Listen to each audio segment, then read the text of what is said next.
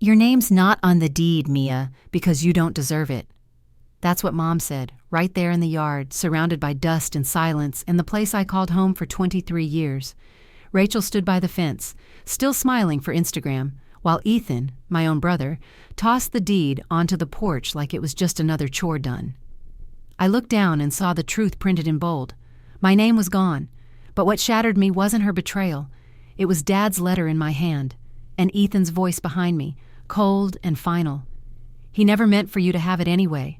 They took everything, and I left." But 6 months later, a text from an unknown number buzzed across my screen with just 6 words. "Ethan knows the will's truth." Funny how getting erased can make you remember everything they tried to bury, because the day I left the ranch was the day I found the letter Dad hid just for me. If you've ever been betrayed by the ones who should have protected you, hit like. And if this already hurts, drop a comment. I felt that. 3 months earlier, the sun hadn't even broken the horizon, but the air already felt heavy, dry enough to scrape the back of my throat. Somewhere in the distance, a horse snorted, the sound echoing off the worn boards of the barn.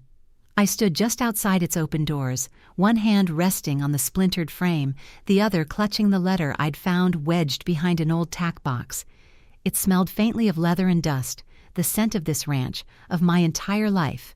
The paper was yellowed, creased in ways that told me it had been read, folded, hidden, and forgotten long before I ever touched it. My father's handwriting curled across the page in strokes both deliberate and urgent. One line wouldn't stop circling in my head. "Your true inheritance." The words felt like a secret whispered through time. The ranch was still asleep, except for me. I'd been up since before dawn, tossing hay, filling water troughs, brushing down the horses that didn't even belong to me. My boots crunched over the hard-packed dirt as I crossed to the paddock, the air tinged with the sour, sweet smell of manure and the sharper tang of the cedar posts. The eastern sky was a bruised shade of purple, the kind that would melt into gold in minutes. I hated how beautiful it was. Beauty here always came with a weight, a reminder that the world beyond these fences wasn't mine. Not yet. I could hear Mom's voice before I saw her, that sharp, clipped tone she used when she was irritated, which was most of the time when it came to me. She was standing on the creaky porch in her worn robe, coffee cup in hand like a judge holding a gavel. "You leave," she said, her voice carrying easily across the yard. "You're spitting on your father's grave." The steam from her coffee twisted in the morning air, and for a second I thought I saw the same twist in her lips, a curl of satisfaction. I didn't answer. If I opened my mouth, it would either be to scream or to tell her about the letter, and I wasn't ready for either. My fingers pressed harder against the paper in my pocket, as if keeping it close could keep the hope alive. Sometimes I wondered if I was the only one who saw the cracks in it all, or maybe they saw them too, and just decided to paint over them. I turned back to the paddock, my hands moving on instinct, unhooking latches, checking the gates, stroking the velvety noses of horses that seemed to understand me better than the people I lived with. My father's absence was a shadow that stretched across every inch of this place, but for me it was more than loss. It was the moment the hierarchy was cemented. Ethan, the golden heir; Rachel, the face of the family; me, the spare kid. That's what Mom used to call me when she was tired and forgot to hide the bite in her voice. The spare kid. The barn swallows darted in and out of the rafters, their tiny bodies moving like thoughts I couldn't catch. My mind kept circling back to that letter. Why would Dad write something like that and never tell me? Why would it be hidden in a place I'd only find by accident? The bell from the arena gate clanged as Rachel hopped down from the fence. "Morning, Mia," she said, too sweet, like she was trying on kindness for the camera. "Mom says you should help me set up for the sponsor event." Sponsor event, right. Because we had to keep the image alive, the smiling Carter family, keepers of the ranch, the rodeo, and whatever else people in town still romanticized about us. I wanted to tell her no. I wanted to tell her I had dreams that didn't fit in a stall or under a wide Texas sky. Dreams filled with clean lines, soft fabrics, and spaces designed for beauty rather than function. I wanted to tell her I'd been working on a portfolio, sending it out to firms in Dallas while everyone here thought I was too busy cleaning stalls to look beyond the fence. Instead, I just nodded, my throat tight. The day passed in a blur of sweat, dust, and the constant low hum of resentment I'd trained myself to carry without letting it show. By late afternoon, the air had shifted, hotter, heavier, the kind of stillness that pressed on your chest. I ended up back in the barn, crouched in the shadow of the tack room door, the letter unfolded in my hands again. I traced the ink like it could tell me more if I just looked hard enough. My father's voice, or the version of it I could remember, played in my head, steady, warm, certain. But the words he'd left behind carried a weight I didn't understand. A gust of wind rattled the loose boards above me, and I slid the letter back into my pocket as footsteps approached. Mom's silhouette filled the doorway, her frame blocking the strip of late sunlight that cut across the barn floor. Her eyes flicked to my pocket, then back to my face. "What are you hiding, Mia?" she asked, her tone flat but edged with something sharper. I straightened, brushing straw from my jeans, my heartbeat thudding loud enough I was sure she could hear it. "Nothing," I said. She studied me for a moment, the kind of look that made you feel like she could see straight through your skin. Then she turned and walked away without another word. But I could feel it, the question hanging between us like the heat in the air. And I knew this wasn't over, not by a long shot. The next morning, the air was cool enough to make my breath visible in short bursts, but the heat of the coming day was already hiding in the earth. I pulled on my work gloves, the leather stiff and cold, and stepped into the barn. The scent of hay and horse musk hit me like it always did. Familiar, grounding, yet suffocating all the same. The horses shifted restlessly in their stalls, hooves scraping against wood. I dumped grain into their bins, the rhythmic sound of kernels hitting metal feeding troughs mixing with the low, hungry snorts. My arms moved automatically, but my mind was elsewhere, wrapped around the letter in my pocket like barbed wire. Ethan's voice broke the stillness. "Move faster, Mia. That gelding needs to be ready before 9. He didn't bother coming closer, just leaned against the fence, arms crossed, his hat pulled low.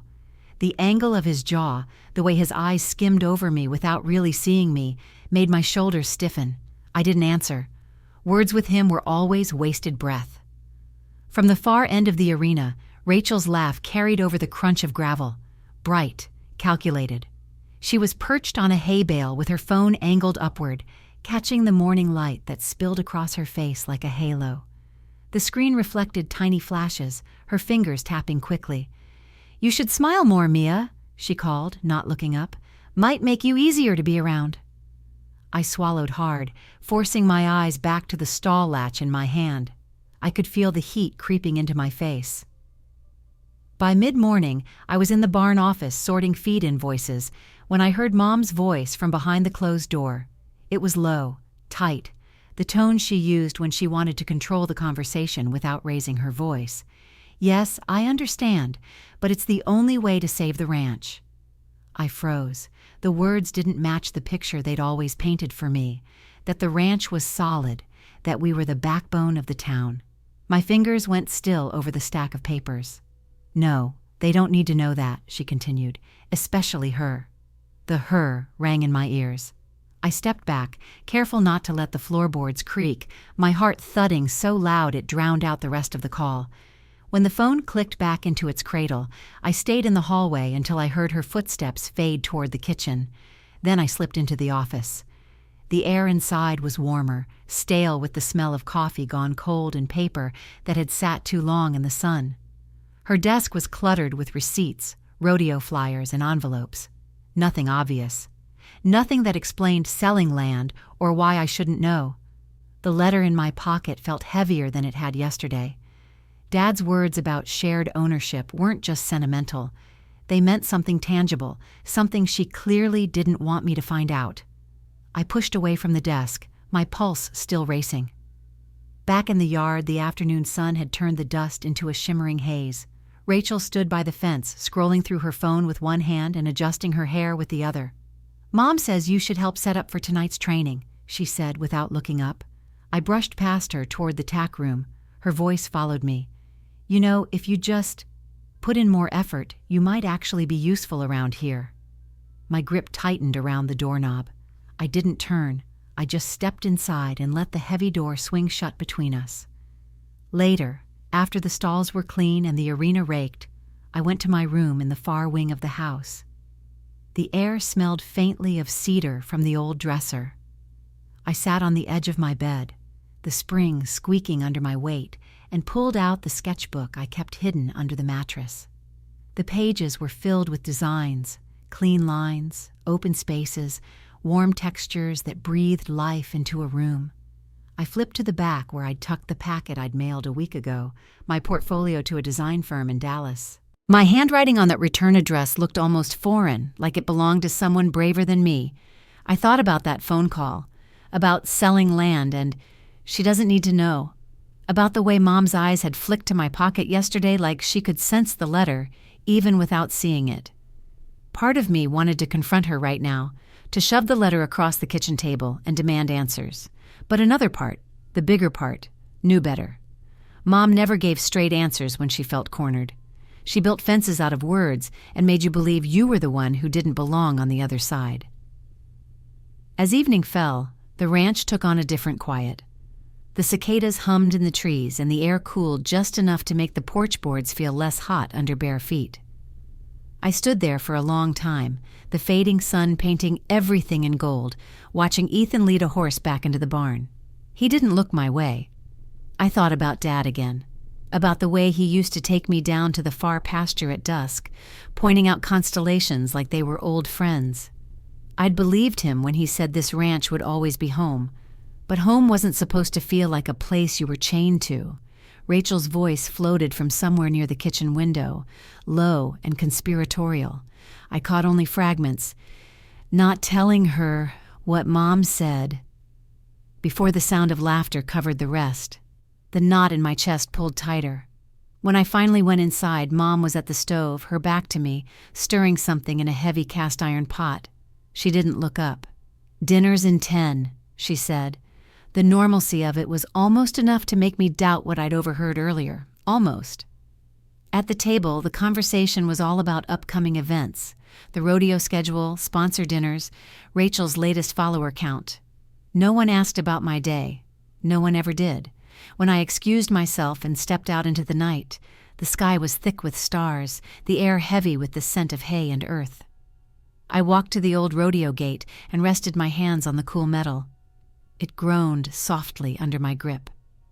Somewhere behind me, in the house I couldn't seem to escape, were voices plotting things I wasn't meant to hear, and in my pocket Dad's letter burned like a coal, promising answers I wasn't sure I was ready for. I didn't know what Mom was hiding yet, but I knew one thing with certainty. The fence between us was no longer just wood and wire. It was war. 2 days after overhearing Mom's phone call, an email lit up my cracked phone screen as I sat in the barn office. The subject line stopped me cold. Invitation to present, Weston Dallas Design Project. My thumb hovered above the screen like it might shatter if I touched it. Inside was a simple paragraph, the kind that could change everything. The firm I'd sent my portfolio to wanted me in Dallas in person to pitch my design for a major hotel renovation. For a moment, the smell of dust and manure disappeared. I could see the Dallas skyline in my head, glass towers catching the sun, streets buzzing with possibility. My pulse thrummed in my ears. This was the first real step toward the life I'd been building quietly, in secret, while my family kept me tethered here. I didn't hear Mom come in until her shadow stretched across the desk. "What's that?" she asked, her voice sharp enough to cut through my haze. "Nothing important," I said, slipping my phone into my pocket. Her eyes narrowed. "If it's about leaving this ranch, then it's important to me." I didn't answer. I could feel her stare burning into the side of my face, but I kept my eyes on the feed schedule pinned to the wall. By dinner that night, my news had found its way to the table anyway. Rachel was the one to bring it up, twirling her fork in slow circles, her tone deceptively light. "So, I hear you're running off to the city to play decorator." Mom set down her coffee cup with a thud. "Selfish. That's what it is." The word hit harder than it should have. My chest tightened, but before I could speak, Rachel leaned back in her chair and dropped the bomb. "Why would she care about the ranch, Mom? You already sold Dad's land to fund Ethan's horse business." The silence that followed was heavy enough to suffocate. I looked from Rachel to Mom, my mind scrambling to catch up. "What?" Rachel's eyes locked on mine, almost daring me to react. "You weren't here to take care of it, so Mom made a choice." Ethan didn't say a word. He just kept eating, his jaw working slow and steady, like this was all settled history. The room tilted. The air felt too thin. "You sold it?"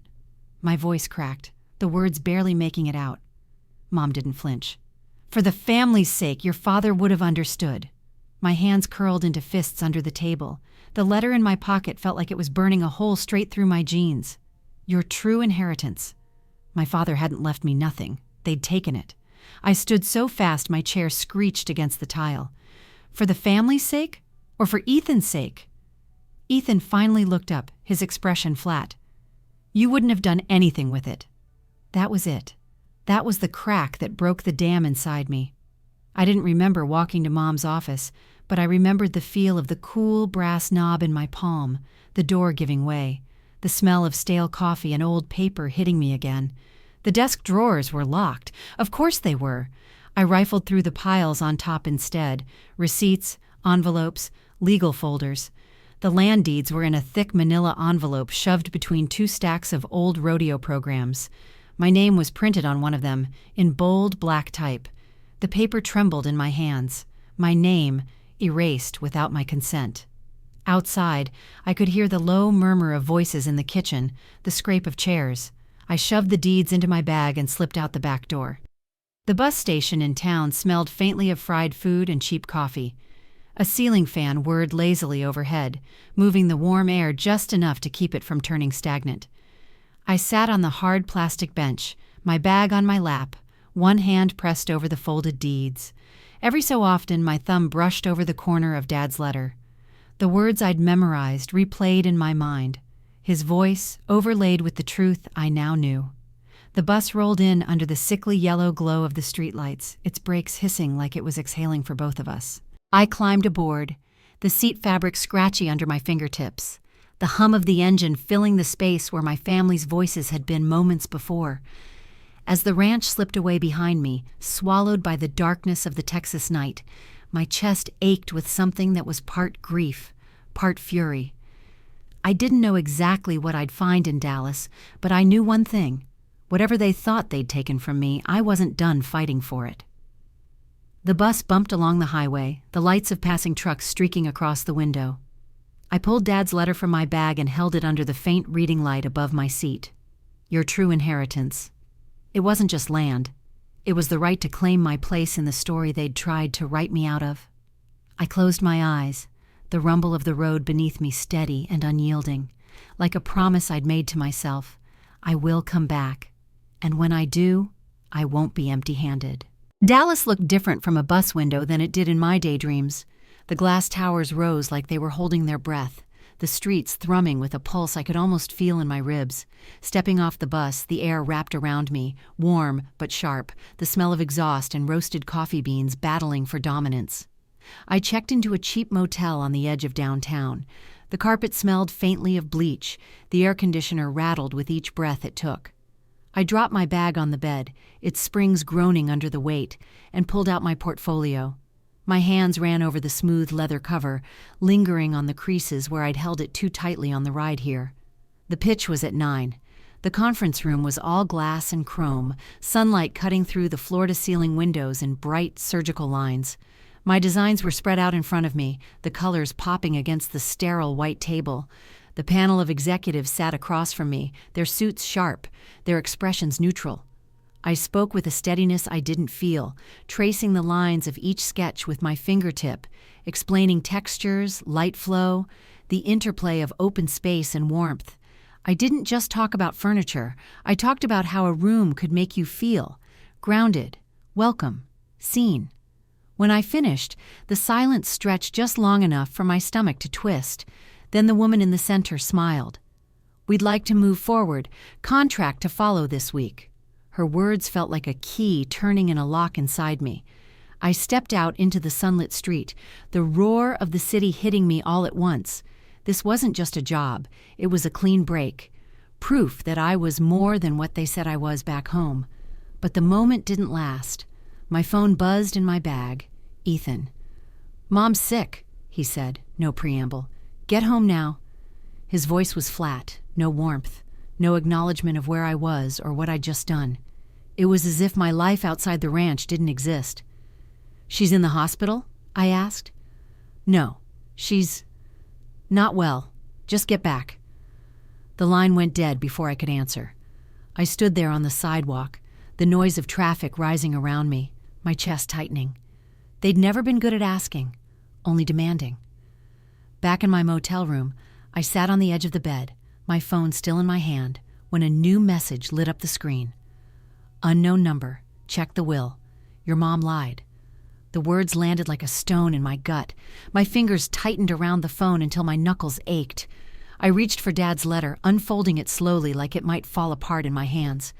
I'd read it enough times to know every curve of his handwriting, but now, near the bottom, I saw it differently. The smaller note I'd skimmed past before, written in the margin. "Mia holds the true estate." The room seemed to shrink around me. My father hadn't been vague. He'd been specific. He'd wanted me to know I had a rightful claim to more than they'd ever told me. And Mom? She'd sold part of it without a word. I lay back on the bed, the ceiling's water stains forming strange shapes as my mind spun. The pitch, the contract, Ethan's call, the anonymous text, all of it tangled into a knot I couldn't loosen. A memory slipped in. Me, at 10 years old, standing in the barn doorway, watching Dad mend a fence in the fading light. He'd glanced over his shoulder, smiling, and said, "One day, this'll be yours to care for. You'll know what to do." Back then, I'd thought he meant the land. Now I wondered if he'd meant something bigger, the truth itself. The next morning, I signed the hotel contract. The pen felt heavier than it should have, the ink dragging a little across the thick paper. The executive shook my hand, congratulated me, but my mind kept flicking back to the text. When I stepped out of the building, the city seemed brighter, the air sharper. I had something solid in my hands, money, recognition, a future. But I also had a shadow trailing me, questions that refused to stay buried. Ethan's voice replayed in my head, stripped of urgency, as if the point wasn't that Mom was sick, but that I was being pulled back into their orbit. The thought of going home made my chest tighten. But so did the thought of not knowing what she'd done with the will. That night, in my motel room, I laid the letter on the bedspread beside my phone. The hum of the air conditioner filled the silence. I traced Dad's words again, the faint indentation of his pen pressing into the paper. There were things in that will they never wanted me to see. I didn't know who had sent that text, or why now, but one thing was clear. Whatever my father had left me, it was more than they'd ever admit. And if I had to go back to find it, I'd walk right into the storm. The drive back to the ranch felt longer than the bus ride to Dallas had.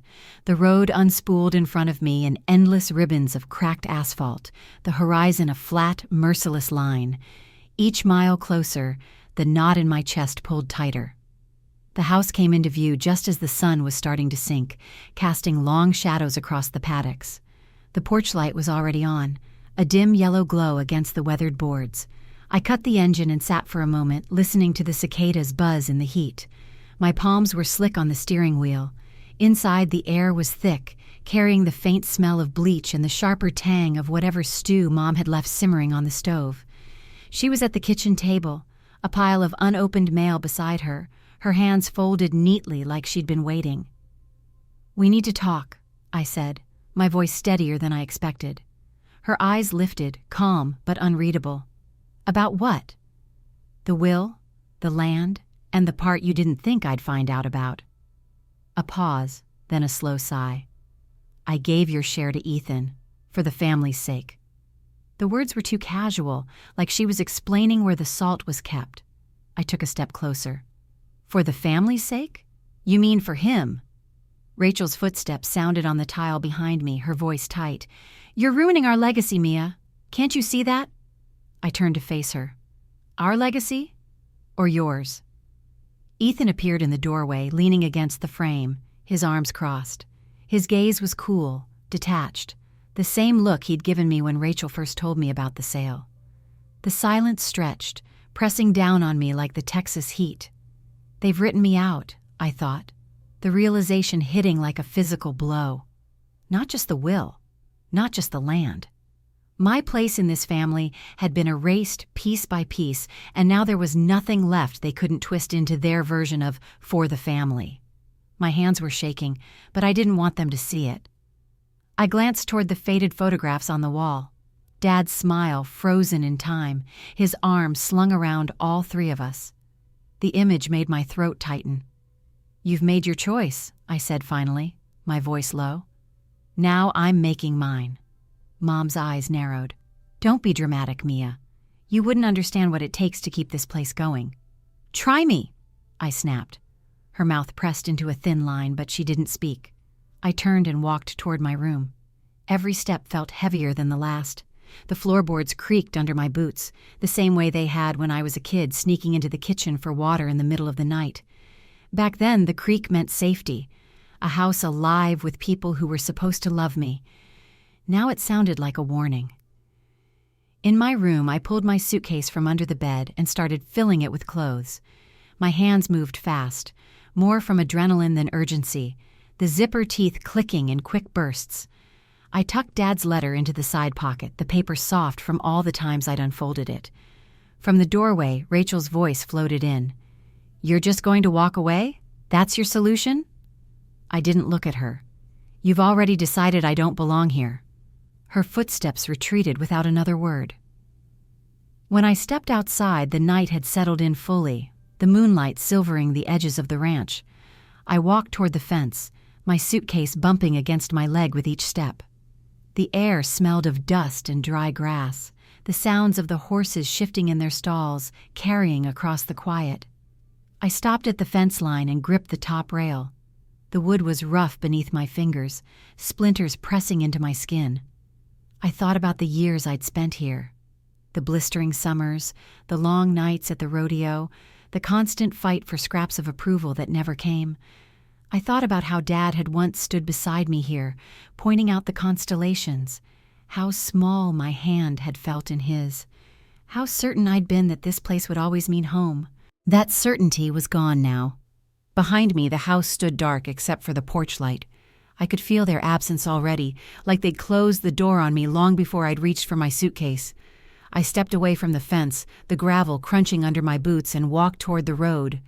Each step felt like cutting a thread that had tied me here, threads I hadn't realized were choking me. The weight of the letter in my bag was the only anchor I had left, my only proof that I wasn't imagining the theft, my only link to the version of my father that believed in me.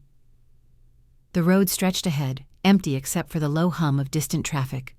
Somewhere beyond the dark horizon was Dallas, and with it, a chance to reclaim what they'd taken. But even as I put one foot in front of the other, I knew this wasn't just about the land anymore. It was about rewriting the story they'd tried to finish without me. Dallas felt bigger this time, not just in size, but in weight, the way it pressed in with noise and movement, forcing me to keep pace. My apartment was barely large enough to turn around in without bumping into something, but it was mine. A single window looked out over the alley, where the smell of frying oil from the diner downstairs drifted in at all hours. The first night back, I unpacked in silence. My suitcase landed on the floor with a dull thud, clothes spilling across the thin carpet. I left the letter from Dad on the counter, the paper curled at the edges from so many readings. It felt wrong keeping it here instead of the ranch, but I couldn't risk leaving it behind again. Work should have distracted me, but when I opened my design files the next morning, half the portfolio was gone. Not just missing, corrupted, like the files had been gutted from the inside out. My chest tightened, my cursor hovering uselessly over the empty folder. Someone had gotten into it. It wasn't just the loss of work. It was the intrusion, the invisible hand that reached into my life even here, in this cramped apartment where I thought I was safe. I shut the laptop and pressed my palms into my eyes until stars burst behind them. The smell of fresh coffee coaxed me out later that morning. Sam was at my door, a cardboard tray in hand, grinning like he'd been sent to rescue me. His jeans were streaked with paint, his hair sticking up in places that made me think he'd been up since dawn. "You look like you lost a fight," he said, setting the coffee down on my counter. "I might have," I muttered. He leaned against the counter, eyes scanning my face. "What happened?" I told him about the corrupted files, my voice flat but edged with the frustration I'd been holding back all morning. His brow furrowed. Mia, that's not random. Somebody did that on purpose. The words sank in like a stone. I'd been thinking it, but hearing him say it out loud made it real. I can help you back it up, but you can't let them think they've got you cornered, he said, his tone sharp enough to cut through my haze. I managed a smile, small but real. You're tougher than a rodeo bull, Mia, he added, grinning again. Don't forget it. Later, at the diner below my apartment, we sat in a booth by the window. The vinyl seat stuck to the backs of my legs, the smell of bacon grease clinging to the air. Sam talked about a furniture restoration job he'd just picked up, but my mind drifted. Rachel's name lit up my phone in a text notification. I'm sorry, but you left us first. I stared at the words, the mix of apology and accusation twisting something deep in my gut. My thumbs hovered over the keyboard, but I didn't type back. I didn't trust myself to. Instead, I slipped the phone into my pocket and focused on the chipped coffee mug in front of me, tracing the crack along its side with my fingertip. That night, I couldn't sleep. The glow from the street lamp outside my window painted the ceiling in pale gold. I lay there, listening to the distant rumble of traffic, trying to quiet the gnawing thought that maybe the sabotage wasn't coming from some stranger. Maybe it was closer than I wanted to believe. In the morning, I decided to clear my head. I took the long way to the studio where I'd been sketching between jobs, passing the old pawn shop with its sun-faded guitars in the window. The city smelled different here, more exhaust, less comfort, and I welcomed it. The studio was warm, the walls splattered with paint from years of use. I lost myself in sanding the frame of an old chair, the rhythm of it steadying me. When I stopped for lunch, I pulled the worn envelope from my bag. The photo had slipped out, one I'd found in a box of Dad's things last week. He was standing beside a man I didn't recognize, both of them in front of a stretch of land I knew was part of what Mom had sold. The stranger's face was angled just enough to catch the light, his smile small but certain. Why had Dad kept this picture? And why hadn't I seen it before? I turned it over. No date, no writing, just the faint smudge of fingerprints along the edges. Every clue seemed to point in a dozen directions, but none of them answered the questions that mattered. By evening, the city's noise had settled into its nighttime rhythm. Cars passing in slow intervals, the occasional shout from the street below. I sat on my couch, the portfolio spread out across the coffee table, trying to rebuild what had been erased. The glow from my desk lamp caught the curve of Dad's handwriting where the letter lay open beside me. I told myself I wouldn't let them win, whoever they were. But the truth was, I didn't even know the full shape of the fight yet, and somewhere back at the ranch, my family was still moving pieces I couldn't see. The hotel lobby was the cathedral of glass and marble, sunlight pouring in through panels so tall they made me feel small in the best way. My designs, my work, were everywhere. Warm wood against sleek steel, soft light falling exactly where I'd planned. Guests lingered in the lounge, touching the edges of tables I'd chosen, leaning back into chairs I'd fought for in the budget. The article in the Dallas Business Chronicle had called it a modern Western oasis. I didn't mind the cliché. For the first time in months, I felt like I'd put something in the world that was untouchably mine. My phone buzzed. Notifications stacked one after another, a storm I didn't see coming until I opened the first one. It was a comment on the hotel's official social media post, from Ethan. Sad to see my sister turn her back on the family legacy for money? The words sat there like they were carved in stone. I scrolled, my breath shallow. Replies ranged from sympathy for him to strangers defending me, but all I could see was his name, dragging my work into the dirt in front of thousands. I called him before I could talk myself out of it. The line barely rang before he answered. What the hell, Ethan?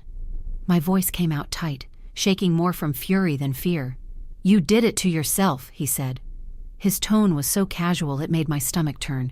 You walked away. I'm just telling people the truth. That's not the truth. He laughed, low and bitter. You want the truth? Mom paid off my gambling debts with your share of the land, forged your signature, so maybe thank her before you start crying about betrayal. The room seemed to tilt, the polished marble under my feet suddenly cold. "You're lying." "You think so? Get over it, Mia. It's done." The line went dead. I stood there, the sounds of clinking glasses and quiet hotel music closing in, my pulse pounding in my ears. The betrayal didn't just sting, it burned, slow and deep, like a brand pressed into my skin. I walked outside, needing air. The late afternoon sun was harsh, the heat radiating off the pavement in waves. I gripped the railing along the sidewalk until my knuckles went white.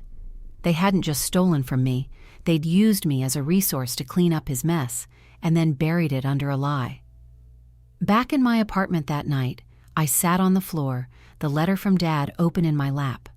The edges were frayed, the ink faded in places. I traced the words with my finger, my mind replaying every choice I'd made since I left the ranch. I'd been so careful, building something they couldn't touch, but I hadn't thought about how far they'd go to keep me small. Anger sat in my chest like a second heartbeat. Sam stopped by unannounced, his hands still stained with paint. He took one look at me and didn't bother with small talk. "What happened?" I told him everything. Ethan's comment, the call, the confession about the debts and the forgery. By the time I finished, my voice was raw. He leaned back against the counter, his eyes sharp. "Then you've got them. That's not just wrong, it's illegal. And if you've got proof—" I shook my head. "All I've got is his word." "Then get more," he said, his tone leaving no room for hesitation. I nodded, but inside, something was already shifting. This wasn't just about the land anymore. It was about not letting them rewrite my life one lie at a time. Later, as I stared out the window at the street below, the neon sign from the diner flickering against the glass, I thought about the way Ethan had said it. Get over it. Like I was supposed to swallow the loss, the theft, and the humiliation just to keep their version of family intact. No. I picked up my phone and blocked his number. The small act felt heavier than it should have, like I was cutting a final rope that had been keeping me tethered. But even with the silence that followed, the damage was already done. His words lingered, the image of Mom forging my name lodged in my mind like a splinter I couldn't dig out. I didn't know how yet, but I was going to pull the truth into the light, and when I did, they wouldn't be able to bury it again. The mural was half finished when I stepped back, brush still dripping blue across the drop cloth. The studio air was thick with the scent of paint and turpentine, sunlight slanting through the tall windows in warm strips across the floor. For the first time in weeks, I felt my shoulders loosen.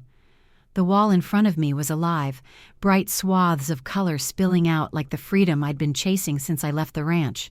No one could take this from me. Sam walked in carrying 2 coffees and a grin. "You're starting to look like yourself again," he said, setting the cups on the paint-splattered table. "Feels like it," I said, though the words tasted half true. He nodded toward my phone on the counter. "Your lawyer called, twice." I wiped my hands on a rag and picked it up. The voicemail was short, measured, his voice calm in a way that made me nervous. The forgery on the land documents, Ethan's mess.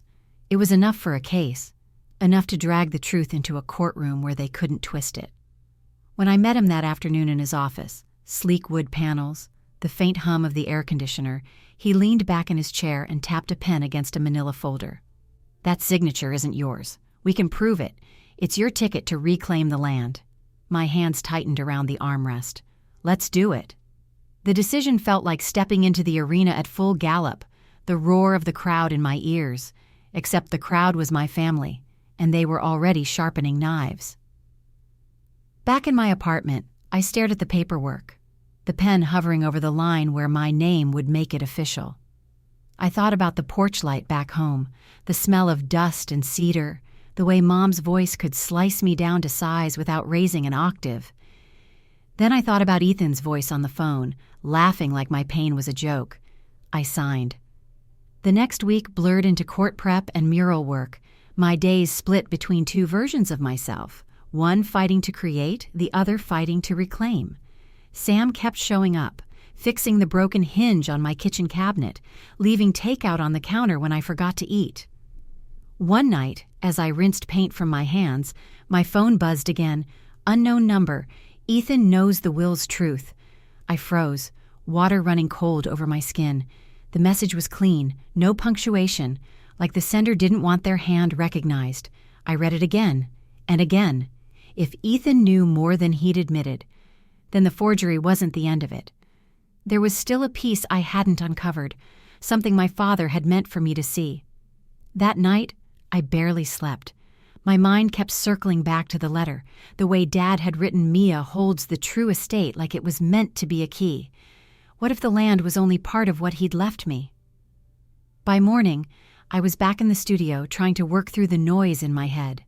The mural's edges were sharp, colors bleeding together where I'd lost focus. I painted anyway, the rhythm of the brush giving me something to hold on to. Sam stopped by midday, leaning against the doorway. "You look like you're thinking about anything but paint." "Maybe I am." "Then think about this instead," he said, holding up a paper bag that smelled like barbecue.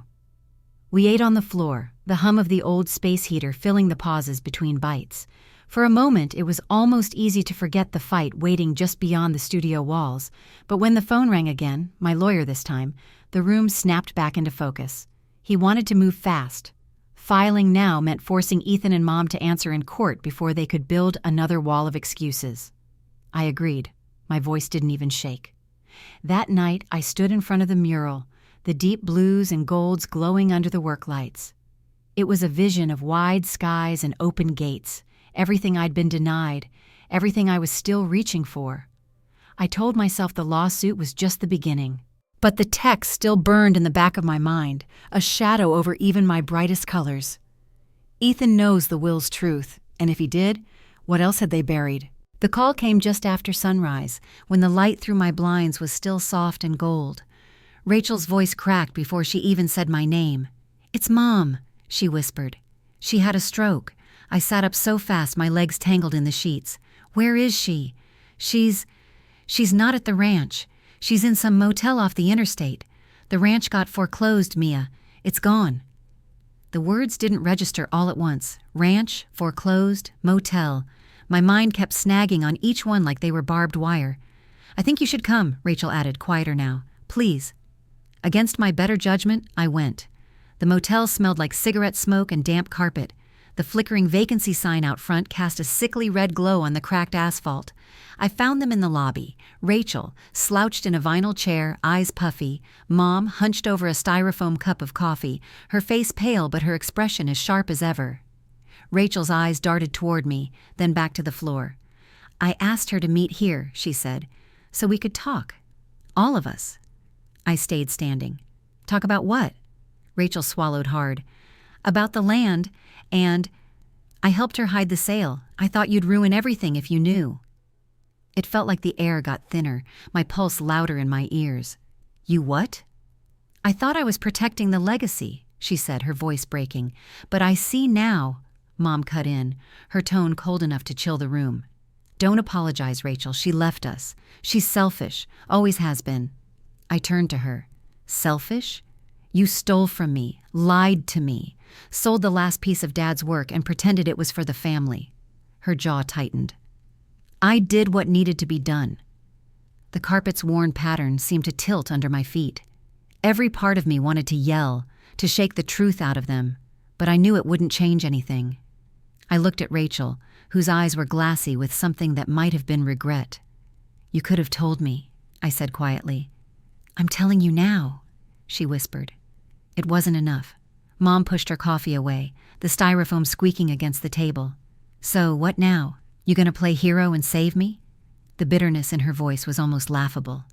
"No," I said. "I owe you nothing." Her face didn't change, but I saw the flicker in her eyes, a flash of something between surprise and contempt. "I'll make sure you get into assisted living," I added. "Somewhere clean, safe. But you're not coming with me." Rachel's hand twitched like she wanted to reach for mine, but she didn't. I stepped back, my hands trembling, and turned toward the door. The cold morning air hit me like a slap, clean and bracing. My breath came out in visible bursts as I crossed the parking lot. Every step away from that motel felt like dragging a heavy chain behind me. I could still feel Mom's gaze on my back, her voice replaying in my head. Selfish, selfish, selfish, like a curse she'd written into my skin. But the louder voice was my own, telling me that walking away was the only way I'd ever be free. I didn't know yet what Ethan was hiding about the will or how deep this went, but I knew this. The family I thought I had was gone, and the only legacy worth saving was the one I built for myself. The assisted living office smelled faintly of lemon cleaner and paper, sterile, controlled, the opposite of the chaos I'd left behind at the motel. The woman behind the desk smiled politely, sliding a stack of forms toward me. Her nails clicked softly against the wood. "This will secure her spot. We can start intake next week," she said. I nodded, my pen hovering just above the page. My chest felt tight, not from doubt, but from the weight of doing this on my terms, not hers. By the time I left, the late afternoon sun was sliding behind the buildings, casting long shadows across the parking lot. I sat in my car, the air warm and still, and called Mom. "I found you a place," I said. A pause, then her voice sharp as ever. "I don't need your charity." "It's not charity. It's a boundary," I said, steady but not unkind. "I'll help, but on my terms, not yours." Silence again, and I could almost hear the walls she was building in her mind, brick by brick. Back in my apartment that evening, the mural's colors glowed under lamplight. Deep blues, dusty reds, the open sky I'd never stopped craving. I stood in front of it, coffee cup warming my hands, trying to believe that this meant I was free. Then my lawyer's email came in. Attached was a copy of a trust account buried deep in my father's estate records. Ethan's name was on it, not Mom's, not mine. The balance wasn't small. I stared at the screen, the numbers blurring. Ethan had been hiding money this whole time.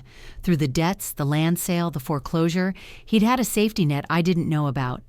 My first instinct was to call him, but I stopped myself. What would I even say? He'd either deny it or twist it into something I'd done wrong. That was his specialty. I shut the laptop and leaned against the counter, the cool surface grounding me. The mural caught my eye again. In the center, where two colors met, the line wasn't perfectly straight. It was the kind of flaw no one else would notice, but I'd see it every time. I ran my fingers along the wall, the texture slightly rough where the paint had built up. Maybe that was the point. Nothing was perfectly clean. Not lines, not family, not justice. I thought about Dad's letter, how his words had carried me through every fight since I left the ranch. Mia holds the true estate. The more I learned, the more I wondered if that meant something bigger than land or money. But I also knew this. Peace mattered. I'd watched my mother burn herself down trying to control everything around her. I wasn't going to let Ethan's secrets pull me into the same fire. For the first time in weeks, I turned my phone off. The silence was disorienting at first, then almost comforting. That night, lying in bed, the city's hum felt distant. I imagined a fence, not the ranch's splintered wood and barbed wire, but a new one. Strong, tall, built around me, not to keep people out, but to decide who I'd let in. I'd help Mom. I'd keep building my life. And Ethan could rot behind his own lies. But still, under the weight of my blanket, I couldn't stop the thought from creeping in. If Ethan had been hiding this trust for years, what else had he buried, and how much of my father's truth was still locked away with him? I didn't want to go back to the ranch, but the minute I saw the email from the estate lawyer marked urgent, in person only, I knew I wouldn't have a choice. The drive out was quiet except for the low rattle of the AC. Dust streaked the horizon, the August heat pressing down so heavy I could almost taste metal in the air. By the time the outline of the house came into view, shrunken, paint peeling, blinds half broken, it didn't look like home anymore.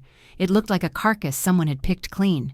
Ethan's truck was already there, parked crooked like it always was. My chest tightened. I kept both hands on the steering wheel, breathing slow, steady, like I could keep the anger from spilling before I even opened the door. Inside, the smell hit me first, stale beer and something burnt. Ethan sat at the table, shoulders hunched, a manila folder spread open like he'd been waiting. His eyes flicked up, cold and measured. "You got my message," he said. "It was from the lawyer," I replied, dropping my bag onto the counter. "Not you." He smirked, like even that was some kind of victory. The lawyer, a lean man with a voice that never rose above a careful hum, cleared his throat. "We've located a secondary account tied to the estate. Its disbursement is complicated." I glanced at Ethan. "Complicated how?" The lawyer slid a paper across the table. Ethan's signature was at the bottom, dated 2 years before Dad died. "The account was established under your brother's control," he said carefully. "But the original funds came from the sale of ranch equipment, property that belonged equally to both of you." Heat crept up my neck. "You stole from me." Ethan leaned back, hands laced behind his head. "I kept it safe. If you'd had it, you'd have burned through it in a year." The sound that came out of me was half laugh, half disbelief. "Safe? You mean hidden, so you could decide when and if I deserved any of it." He shrugged. "Worked out, didn't it? You've got your mural, your little city life." I slammed my hand on the table hard enough to rattle the glass. "You don't get to talk about my life, not after what you've done." The lawyer's pen paused mid-note, his gaze darting between us. "We can negotiate a settlement." "No," I said, my voice sharper than I expected. "We're done negotiating." For a moment no one moved. Then Ethan's smirk faded, replaced with something colder. "Careful, Mia. You start digging into things, you might find out more than you want." The words hung there, heavy. I didn't answer. Not because I didn't want to, but because I wasn't sure if he was bluffing or warning me. After the meeting, I didn't drive straight back to the city. Instead, I walked the perimeter of the property. The grass was brittle under my boots, every step releasing that dry, papery smell of late summer. The fence posts leaned, barbed wire sagging like it had given up years ago. I stopped at the north field, the place Dad used to bring me when he needed quiet.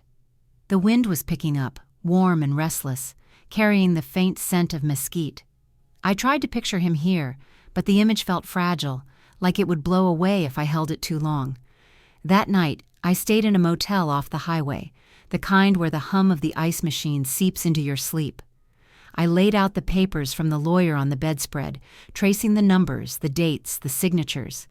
That's when I saw it, a transfer from the trust to an account I didn't recognize. It wasn't Ethan's. The name hit me like a slap. Marjorie Hayes. I knew the name, not well. Just whispers from years back, someone Dad had helped when he was still alive. But why would she be tied to Ethan's hidden account? I stared at it until my eyes burned, the hum of the AC filling the room like static. I thought I'd hit the breaking point earlier at that table with Ethan. But this was something else. Because if Marjorie Hayes was who I thought she was, then the secrets weren't just Ethan's, and whatever she was holding could blow this open in a way neither of us could control. I barely slept after finding Marjorie Hayes' name. By dawn I was on the road again, the sky a pale smear above the fields. The motel coffee tasted like rust, but I drank it anyway, gripping the wheel so tight my knuckles ached. I didn't call Ethan. I wanted him blindsided. Marjorie lived 2 towns over, in a sagging house with faded blue shutters. She answered the door in a robe, hair pinned back, eyes narrowing when she saw me. "You're Mia," she said, not a question. "I need to talk about my father, about the money." Something shifted in her face, but she stepped aside. Inside smelled of lemon cleaner and something older, like cedar. She poured 2 cups of tea, her hands steady in a way that told me she'd been expecting this day for years. "It wasn't just money," she began. "Your father was helping me pay off a debt. Ethan knew. He made sure I paid him too." The words landed like stones. "He extorted you?" She nodded. "Said if I didn't, he'd ruin me, and your father's memory." I gripped the edge of the table, the wood biting into my palms. In my mind, pieces locked into place, the missing equipment, Ethan's sudden windfalls, the way he'd shut down every time I asked about Dad's old friends. By the time I left Marjorie's, the air was thick with heat. I called Ethan and told him to meet me at the ranch. No lawyers, no games. He was waiting on the porch when I pulled up, boots propped on the rail like he owned the world. "What's this about?" he asked. I tossed the folder onto the steps. Marjorie told me everything. For a second, something flickered in his eyes. Fear? Guilt? But then the smirk slid back into place. "So what? You gonna run to the cops?" "No," I said. "I'm done letting you decide how this ends." We stood there, the cicadas screaming in the trees, the air between us sharp enough to cut. He laughed once, short and bitter. "You think you can take me down?" "I don't think," I said. "I know." I laid out everything, The transfers, Marjorie's statement, the records from the estate lawyer. Every word I spoke tightened the coil inside me until it was almost unbearable. Ethan's jaw worked, but he didn't interrupt. Finally, he said, "You could have just walked away, saved yourself the trouble." I shook my head. Walking away is what got us here. The wind shifted, carrying the scent of rain. I told him I'd already sent copies of the evidence to the authorities, to the bank, to anyone who could make his life small. His shoulders slumped, just barely, but it was enough. "You think you've won," he muttered. "No," I said quietly. "I think I've ended it." He didn't fight when I turned to leave, didn't follow. Maybe he knew it was over. Or maybe he was too busy calculating whatever scraps he had left. Back in the truck, I felt the weight start to lift. Not all at once, but enough that my breath came easier. The rain started halfway down the road, streaking the windshield in silver. For the first time in years, I didn't feel like I was running from something. I sold the ranch within a month, split the honest part of the estate, paid Marjorie back in full. The rest I kept, not as spoils, but as survival. One evening, I stood in my apartment, city lights flickering through the windows, and thought about Dad. About how silence had been our family's worst habit. I'd broken that. Maybe too late to save him, but not too late to save myself. If there's a lesson in all of this, it's simple. Truth cuts deeper than lies, but it heals cleaner too. And family isn't about blood. It's about the ones who don't make you choose between your dignity and their comfort. So that's it. All debts paid, all stories told. And for the first time, I'm not afraid of what comes next. If you've been with me through this whole journey, thank you. Subscribe, like, comment, and share if this story hit home. Check out my other stories for more tales of betrayal, revenge, and survival. And stick around. The next one's coming soon and you won't want to miss it.